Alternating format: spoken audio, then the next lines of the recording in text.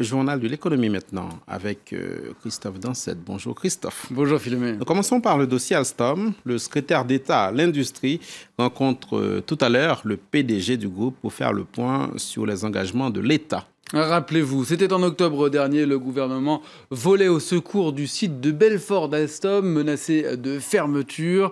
L'État avait ainsi commandé 15 rames de TGV, un plan en partie remis en question par les services juridiques de Bercy ces derniers jours. Résultat, la copie a été revue et corrigée. Elle sera présentée dans un peu plus d'une heure au PDG d'Alstom. Les explications de Cyrine Bay. Il s'était engagé à prendre en charge l'achat de 15 TGV pour sauver le site d'Alstom Belfort. Le gouvernement a donc dû faire marche arrière.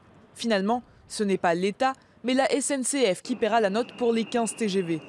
En octobre, le gouvernement avait organisé un plan de sauvetage de l'usine, mais les services de Bercy ont remis en cause le cadre juridique de la commande des TGV qui devait rouler sur une ligne régionale Bordeaux-Marseille, pas prévue pour la grande vitesse. Aujourd'hui, le gouvernement change de stratégie. Les trains seront achetés par la SNCF et rouleront finalement à grande vitesse sur la nouvelle ligne Bordeaux-Paris. Facture pour le groupe, 415 millions d'euros. Mais l'État va faire un geste, alléger une taxe sur les trains régionaux. Économie pour la SNCF, 420 millions sur 5 ans. Un manque à gagner pour les finances de l'État et donc le contribuable, mais une bonne opération pour la SNCF. Cette solution va permettre à la SNCF de dégager des moyens financiers supplémentaires et de renforcer la compétitivité de son offre TGV. Pour sauver le site Belfort, 2 autres commandes de trains ont été annoncées en octobre et les négociations sont en cours entre la SNCF et Alstom sur les détails de cette opération. Les 15 rames initiales doivent-elles être livrées en 2019 et 2020 ? Le secrétaire d'État à l'industrie qui s'est penché hier sur un autre dossier industriel important, l'avenir de STX France. Vous savez, ce sont les chantiers navals de Saint-Nazaire. Christophe Sirugue a rencontré le PDG de Fincantieri, le groupe italien qui doit reprendre STX France. L'État français, actionnaire à 33% des chantiers, cherche à poser ses conditions sur cette reprise. Les deux hommes ont prévu de se revoir très prochainement. Un coup d'œil sur les marchés financiers européens. D'abord, ils ont ouvert il y a 17 minutes.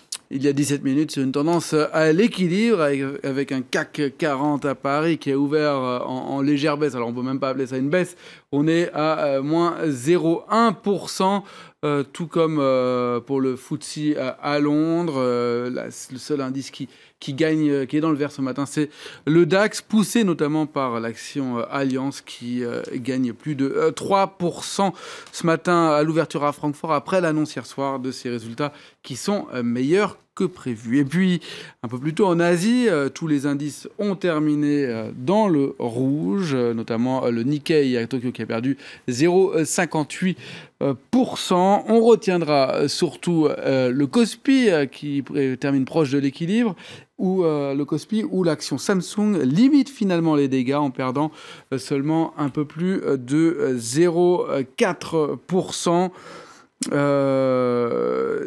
Après, et les investisseurs ayant digéré finalement le choc de l'arrestation du vice-président de Samsung, l'action perdait plus de 2% juste après cette annonce. On a vu du rouge voilà, on voit partout. Voilà pour l'action Samsung, moins 0,42% très exactement. Exactement, chiffre précis. Nous passons, Christophe, à l'actualité des entreprises. En bref, en images, nous commençons par PSA qui annonce un nouvel investissement.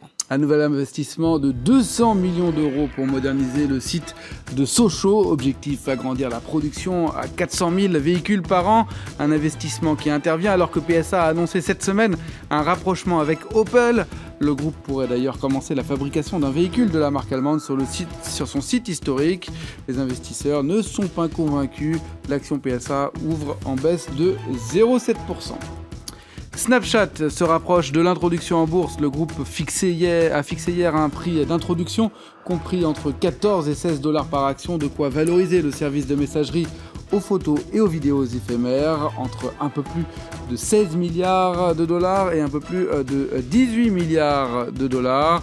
C'est moins que ce qui était attendu. Cette introduction en bourse sera la plus importante dans le secteur des technologies depuis Alibaba il y a 3 ans. Snapchat devrait faire son entrée à Wall Street, ce sera début mars.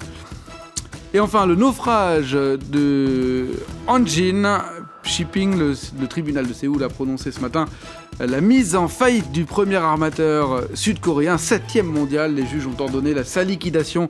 Hanjin est victime de la baisse de l'industrie maritime et notamment de la chute de la demande chinoise depuis la crise de 2008. Le groupe avait accumulé une dette de plus de 5 milliards de dollars. Nous refermons, Christophe Dansette, votre journal de l'économie par l'Afrique du Sud, où 17 des plus grandes banques du monde sont dans le viseur du gendarme local de la concurrence. Dans le viseur pour des soupçons d'entente illicite sur les taux de change entre la monnaie locale, le rand, et le dollar, une entente qui aurait commencé en 2007. Une enquête a été ouverte par le gendarme sud-africain de la concurrence il y a près de 2 ans. Aujourd'hui, le dossier est transmis devant la justice qui doit trancher. Parmi ces 17 banques en cause, eh bien, il y a la française BNP Paribas, les américaines Bank of America, Merrill Lynch, JP Morgan ou encore l'allemande Commerzbank. Merci Christophe Dansette.